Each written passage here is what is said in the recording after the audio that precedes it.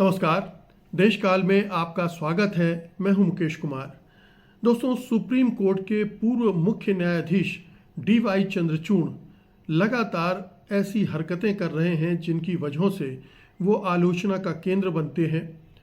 तमाम तरह से उनकी फजीहत होती है, लानत मलामत होती है और एक बार फिर उन्होंने एक ऐसी हरकत कर दी है या ऐसा बयान दे दिया है जिसकी वजह से उनकी आलोचना शुरू हो गई है। इस बार उन्होंने मीडिया के बारे में एक कमेंट किया है। उन्होंने कहा है कि मीडिया को ज़्यादा स्वतंत्रता नहीं मिलनी चाहिए, या इसको दूसरी तरह से उन्होंने कहा है कि देश में अभिव्यक्ति की स्वतंत्रता अधिक नहीं होना चाहिए। अब ये लोकतंत्र का बुनियादी उसूल होता है, उसका बुनियादी सिद्धांत है कि उस देश की जहाँ पर लोकतंत्र है उस देश की जनता को अभिव्यक्ति की पूरी आज़ादी होनी चाहिए। उस पर किसी तरह का अंकुश नहीं होना चाहिए, उसको किसी तरह से की पाबंदियों से नहीं बांधा जाना चाहिए। लेकिन DY चंद्रचूड़ कह रहे हैं कि अधिक अभिव्यक्ति की आज़ादी नहीं होना चाहिए। उनका अधिक आज़ादी से क्या तात्पर्य है उन्होंने ये स्पष्ट नहीं कहा है, लेकिन उन्होंने ये ज़रूर कहा है कि अगर अभिव्यक्ति की आज़ादी ज़्यादा होती है तो उसका फ़ायदा जो संपन्न तबका है, जो शक्तिशाली तबका है समाज का, वो फ़ायदा उठाता है और उसका गलत इस्तेमाल भी कर सकता है। अब ये कोई उन्होंने अनोखी बात नहीं कही है, क्योंकि दुनिया भर के ज़्यादातर लोकतांत्रिक देशों में पूंजीवादी अर्थव्यवस्था है और जिस तरह से दूसरे जो उद्योग धंधे हैं उनकी ही तरह मीडिया पर भी पूंजीपतियों का कब्ज़ा है, उनका नियंत्रण रहता है। इसलिए जाहिर है कि वो संपन्न हैं, ताकतवर हैं, सत्ता के साथ उनका संबंध रहता है, सत्ता के लिए वो काम करते हैं और सत्ता से लाभ उठाते हैं।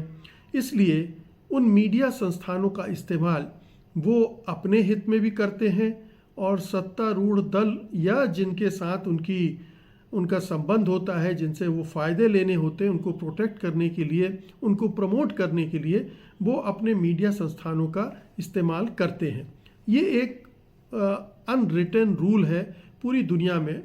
पूछा जाता है किसी भी देश की जो मीडिया होता है उसकी स्वतंत्रता के बारे में सवाल किया जाता है कि उसका आखिरकार मालिक कौन है, क्योंकि मालिक ही तय करता है कि मीडिया की भूमिका क्या होगी, उसकी स्वतंत्रता किसके लिए काम करेगी। अभिव्यक्ति की स्वतंत्रता जितनी लोगों से जुड़ी है उसी का इस्तेमाल करके मीडिया की स्वतंत्रता बनती है। इसलिए मीडिया का इस्तेमाल उस तरह से होता है। अब ये अभिव्यक्ति की आज़ादी का जो ये फॉर्मेट है जिस तरह से सारे देशों में है, उसमें कोई जब ये बात कहेगा कि अभिव्यक्ति की आज़ादी ज़्यादा नहीं होना चाहिए तो वो कहीं ना कहीं उसके दिमाग में ये बात होती है कि अंकुश लगाया जाना चाहिए कहीं पर। अंकुश अगर समाज का हो तो बेहतर है। अगर कोई स्वायत्त संस्था हो जिस पर सरकार का नियंत्रण ना हो या मीडिया मालिकों का नियंत्रण ना हो और वो रेगुलेट करे मीडिया को, ये सबसे सुखद बात हो सकती है। सबसे कहना चाहिए कि आदर्श स्थिति हो सकती है कि अगर कोई इंडिपेंडेंट रेगुलेटर हो जो मीडिया को हदों में रहने के लिए कहे, जो मीडिया की जो स्थापित मान्यताएं हैं, परंपराएं हैं, उसकी मर्यादाएं हैं और जो आचरण संहिता बनाई गई हैं उसके माथा तो अगर वो काम करे तो इससे बेहतर कुछ हो नहीं सकता है।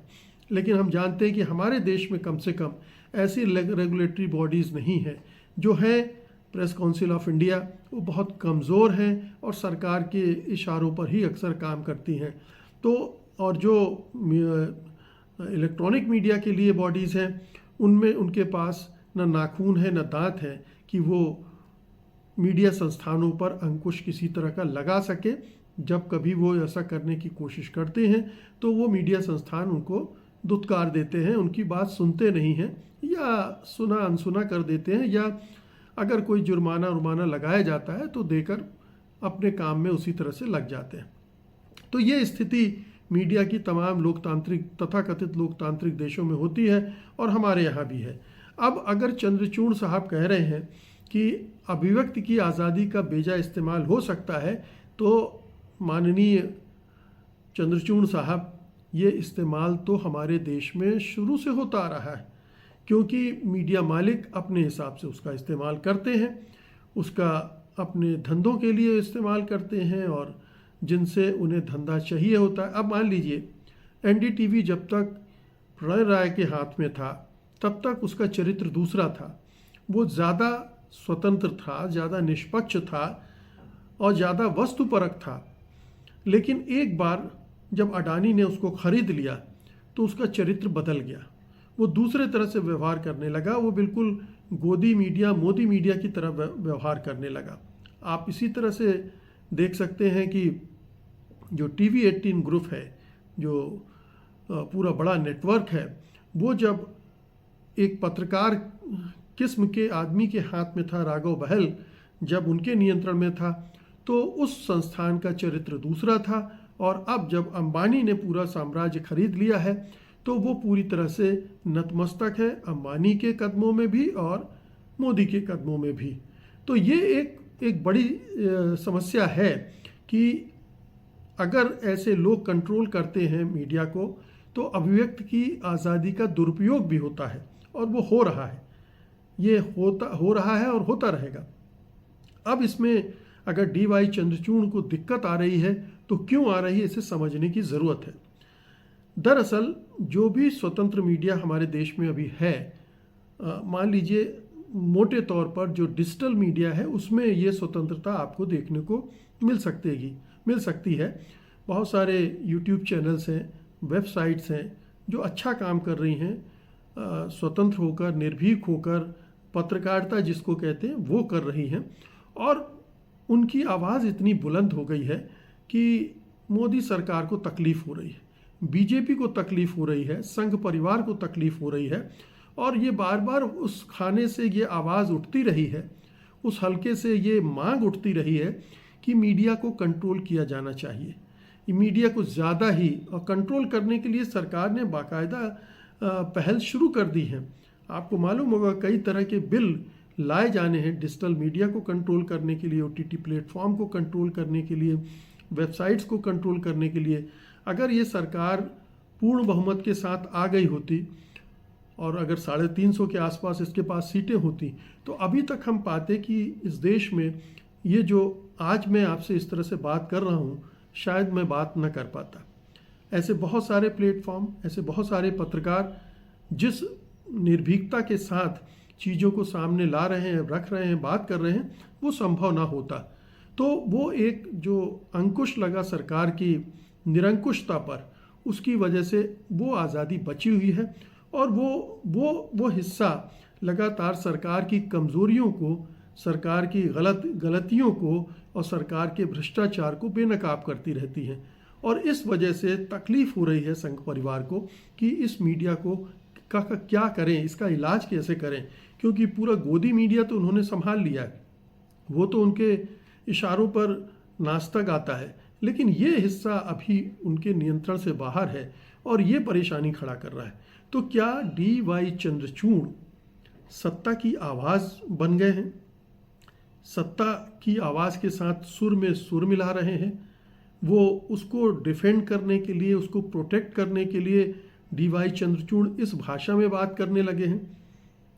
ये एक बड़ी चिंता की बात है कि सुप्रीम कोर्ट का पूर्व न्यायाधीश इस तरह की बात करे अभिव्यक्ति की आज़ादी को लेकर, जो कि संविधान का एक बहुत ही अटूट अंग है, बहुत महत्वपूर्ण हिस्सा है, लोकतंत्र का बहुत महत्वपूर्ण हिस्सा है, और इतने सालों तक सुप्रीम कोर्ट में रहने के बावजूद, और माना जाता है कि DY चंद्रचूड़ की एक्सपर्टीज़ ही ह्यूमन राइट्स और इस तरह की चीज़ों में है, वो इस तरह की बात करता है, तो थोड़ा सा खटका होता है कि आखिरकार चंद्रचूड़ साहब किधर जा रहे हैं, क्या कर रहे हैं, उनकी आगे की योजना क्या है, क्या इसके तार उन्होंने जो पद छोड़ने के कुछ महीनों पहले तक जिस तरह के फैसले दिए, जिस तरह की एक्टिविटीज़ की, उनसे कुछ जुड़ा हुआ है, क्या वो अब उनके अंदर का हिंदुत्व बाहर निकल कर आ रहा है? क्या वो हिंदुत्व की विचारधारा के साथ जुड़ रहे हैं, हिंदुत्व की राजनीति के साथ जुड़ रहे हैं? और क्या इसका पुरस्कार उनको बहुत जल्द मिलने वाला है, या पुरस्कार मिलने की अपेक्षा में वो ये सब कर रहे हैं? तो ये तमाम सवाल खड़े हो रहे हैं चंद्रचूड़ के इस बयान की वजह से। केवल इस बयान की वजह से नहीं, इसके पहले भी जो कुछ उन्होंने किया, चूँकि वही उनके बारे में बहुत सारे शक शुबहा खड़े कर चुका था, इस बयान ने उसमें ये और एडिशन कर दिया है और उनकी विश्वसनीयता को और कम कर दिया है और गिरा दिया है। अगर DY चंद्रचूड़ साहब इस निरंकुशता या अंकुश लगाने की बात दूसरे तरह से कहते, 2014 के पहले भी इस देश में मीडिया था और सरकार की जमकर मुखालफत करता था। अन्ना का आंदोलन देख लीजिए, निर्भया का आंदोलन देख लीजिए, जितने भी करप्शन के मामले आए उनमें मीडिया का रुख क्या रहा। हम सब उस समय सरकार के विरोध में लिखते, बोलते, पढ़ते रहे, ये सब करते रहे। तो वो मीडिया और 2014 के बाद मीडिया को जिस तरह से बदला गया, ये अभिव्यक्ति की आज़ादी ज़्यादा होने की वजह से नहीं हुआ है। ये दरअसल सत्तारूढ़ दल जो है वो इतना असहिष्णु हो गया है अभिव्यक्ति की आज़ादी को लेकर कि वो उसे अब ख़त्म कर देने पर आमादा है।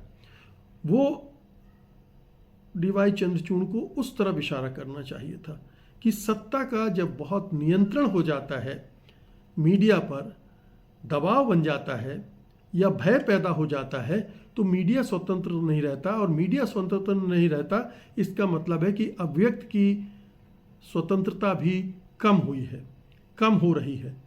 इस ओर इशारा करने के बजाय DY चंद्रचूड़ ने दूसरी तरफ से खेलना शुरू कर दिया और इसलिए ये संदेह पैदा हो रहा है उनको लेकर। और ये बहुत ही वाजिब संदेह है, क्योंकि जब वो सुप्रीम कोर्ट के मुख्य न्यायाधीश थे तो उन्होंने मीडिया की स्वतंत्रता के बारे में बातें तो बहुत की, किया कुछ नहीं।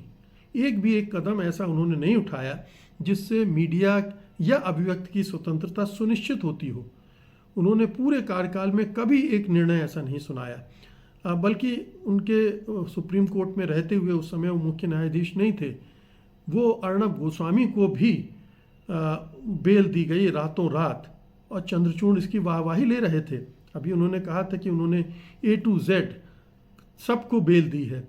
इसमें अर्णब को किस तरह से बेल दी गई और उमर खालिद और शर्जील इमाम वगैरह को नहीं दी गई, या भीमा कोरेगांव में फंसाए गए लोगों को बेल नहीं दी गई, ये इसका जिक्र उन्होंने नहीं किया। तो ये सारी चीज़ें बताती हैं कि माननीय DY चंद्रचूड़ किस तरह से पक्षपातपूर्ण ढंग से आधी अधूरी बात कह रहे हैं और उसके मतलब दूसरे हैं। वो मतलब नहीं है, वो जो कह रहे हैं वो क्या हासिल करना चाहते हैं, अब इस पर सबकी नज़र होनी चाहिए। बहुत बहुत शुक्रिया आपका, धन्यवाद, नमस्कार।